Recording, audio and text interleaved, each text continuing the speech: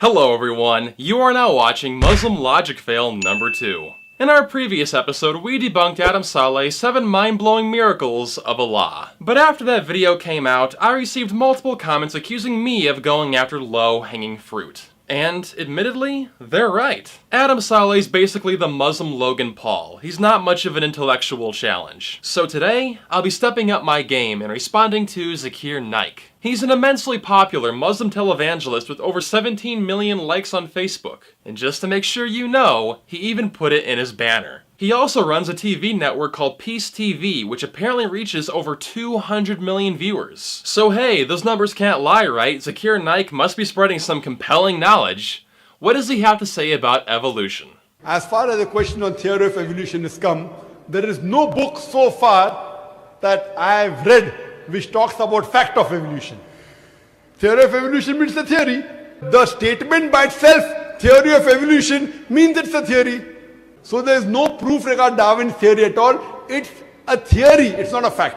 This is a common misconception, but a person as influential as you, Naik, who speaks openly about these topics should know better. Just like how the word bat has 2 different meanings, so does the word theory. The common definition of theory means an assumption, a guess, conjecture. However, when talking about evolution, we're using the scientific definition of theory. A scientific theory refers to a comprehensive explanation of some aspect of nature that is supported by a vast body of evidence. And some of the evidence for evolution includes the fossil record, homologous structures, biogeography, embryology, molecular biology, and more. Now, if this were a one-off comment from Naik that he later corrected, that would be fine. Nobody's perfect. But he's been spreading this false information for years now. What Darwin said was only a theory.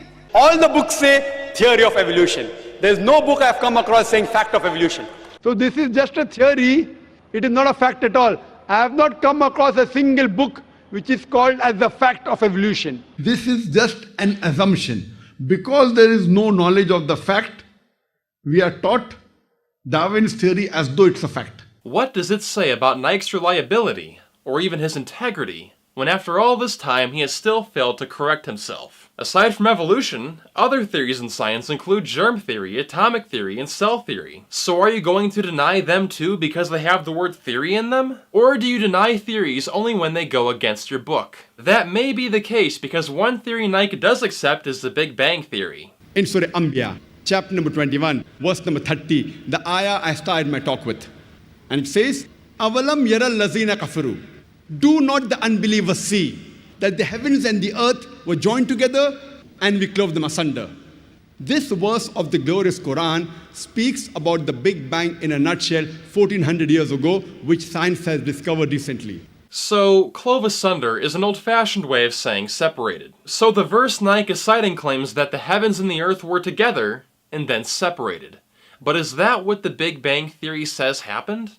No. The Big Bang happened around 13.8 billion years ago, but the Earth didn't form until about 9 billion years later. On the other hand, the Quran verse claims the Earth already existed. So no, this verse is not referring to the Big Bang. What it does sound like, however, is an ancient story from Sumerian mythology called the Song of the Hoe, where the god Enlil separates heaven from Earth. And the tablets the story was found on are dated at over 4,000 years old, before the Quran was ever written. Huh. It's almost like Islam borrowed this story from Sumerian mythology. But if Zakir Naik's poor comprehension of the Big Bang and evolution weren't bad enough, let's hear his advice on rape prevention. O Prophet, tell your wives and your daughters and the believing women that when they go abroad, they should put on the cloak, they should put on the jilbab, so that they shall be recognized and it will prevent them from being molested. Quran says, hijab has been prescribed for the women so that they shall be recognized and it will prevent them from being molested. If you are inviting, then you'll receive.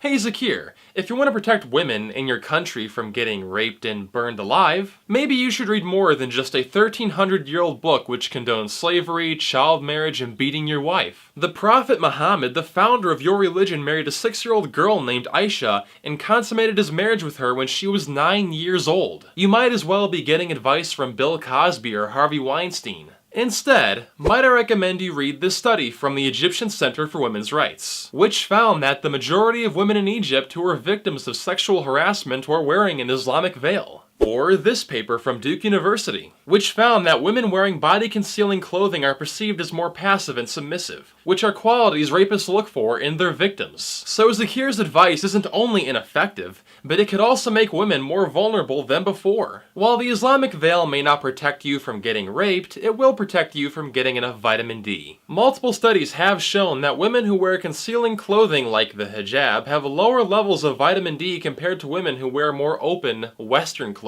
Vitamin D deficiency can lead to osteoporosis, and in children it can cause rickets. So there really is no practical reason for wearing the hijab. The only reason is because your book says so. But one of Naik's most unusual ideas is why you shouldn't eat pork. Pig today is one of the most shameless animal on the face of the earth. It enjoys seeing its spouse, seeing its mate have sex with his friend.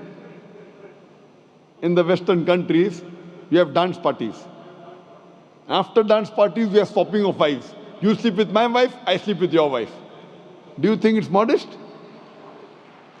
And there is a scientific thing that you eat pig and you behave like pig.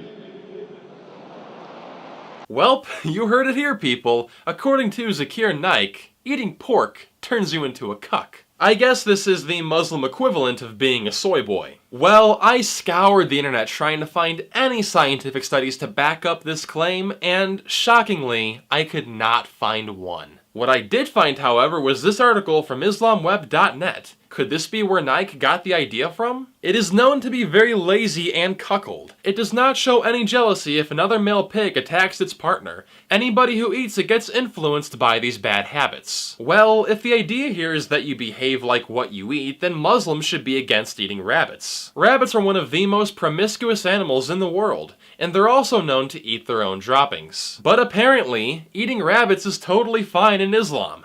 Oh, how can you eat rabbits? Bunny rabbits? Well, you ask, is it halal to eat it? It is halal. The Prophet ﷺ once was given, somebody hunted a rabbit and he gave him the thighs. He gave the thighs to the Prophet ﷺ and he accepted this gift.